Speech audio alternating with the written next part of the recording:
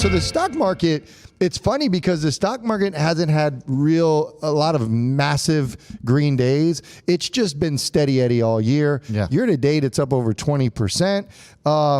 And however, we all feel like our accounts are down. And so it's been a little bit of frustration in general. Our accounts are also predicated a lot of times on the overall market. What do you think? What do you expect to see from the second half of the market, from the second half of 2021? I think a lot of what happens when you have days where we're hella green is the next day we're like, oh, well, here comes red. So is this one of the things that we had a great day today?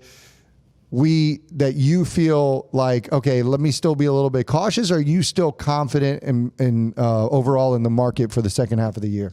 So July, August are usually the worst months of the year for the stock market. There's always a lot of choppiness that's involved because volume is significantly low. And I think that even this year is exacerbated by the fact that more investors, especially institutions, are out on vacation, even more so than they usually are because of obvious reasons. So we're seeing some more chop here, and I think that we're due for a little bit more. But yes, I am very bullish on the rest of the year. I do not expect a stock market crash at all. Leading into 2022. And there's a couple of reasons as to why. The Delta variant is on the top of everybody's minds right now, but we are already seeing that while it's very contagious, the likelihood that you're going to be hospitalized or die from it is far less than what we've seen before. And so as long as we take necessary precautions, I think that we'll see this through. It obviously still needs to be taken seriously, but it doesn't seem to be as detrimental as the original virus itself when everybody, was unvaccinated and all that good stuff. The other part of this is the Fed. The Fed controls the market, and we're seeing unemployment numbers drop. But the problem is that we're not seeing jobs go up. The payroll numbers aren't going up. There's still people that just aren't. The labor demand across the country is so high, but we're not seeing those people get hired. So that basically makes the case for the Fed to not raise rates. And at this point, if we don't continue to see jobs go up, the rates are going to stay the same. And so that means that you should still continue to be hella bullish on equities or stocks, because as long as the Fed remains dovish, then we're going to continue to move up. The other thing is that obviously demand and the 10-year yield could potentially go up maybe around 1.5 to maybe 1.7% over the next 6 to 8 months. And that's actually good for equities as well, especially the financials, energy, some of the quote unquote epicenter stocks that we have been kind of preaching about over the last couple of months, all do well when the rates go up. So I think that this will carry the rest of the market. I think we could see 4,900 from the S&P 500 by the end of the year. Yeah, I am still bullish on the market overall. That's why I'm not. That's why I'm staying in the positions I currently have. Although I'm probably not as bullish as you, I'm certainly keeping cash on hand that I'm not spending right now. Yeah. And I'm keeping probably a little bit tighter stops because I actually disagree in the sense of the Delta variant. And you've alluded to UK. I think the issue is that one, administration is going to always err on the side of caution. Yeah.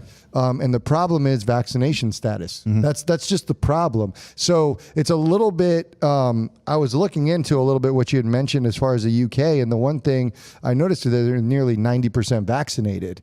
And there's just some people who won't get vaccinated. And I don't want this to become, I know the chat's going to go off about why you believe it. That doesn't matter. And quite frankly, I couldn't care less about that. Yeah. And so, but the point is that there are just some people that are adamant about it.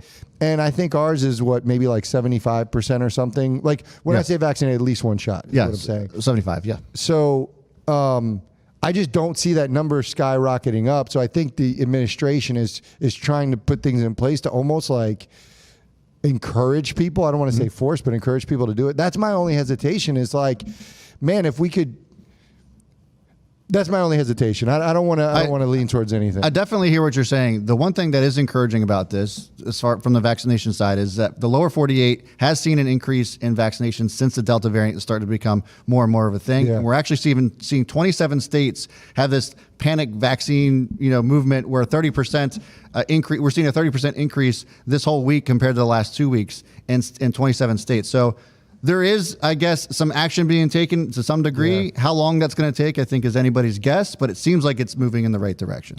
Yeah, and I hope so. So that's where it's like, I love you, Claudia, but I don't agree that they're forcing people. I think a lot of people talking emotion around this. I definitely think that they would Certain prefer it. businesses, I guess, or whatever you could argue, like healthcare and stuff like that. But Yeah, I mean, that's the right of their business. I mean, healthcare requires flu vaccinations too. So. Yeah, but businesses, like don't frequent that business if you have an issue with that. Yeah. But anyways, that's why I'm still bullish on Zoom, and shout out to 400 for Zoom. I think Zoom's going to continue to roll, and I'm going to benefit. I, for one, am going to lean a little bit more into the stay-at-home plays. It's a great point. There's no reason why you can't have a barbell approach to this. We talked about it earlier in the week. Walmart, Zoom, some of the other, I guess, stocks that not only benefit from a potential shutdown, but also benefit on a reopening. Those are the types of stocks you want to look towards and have that kind of approach to.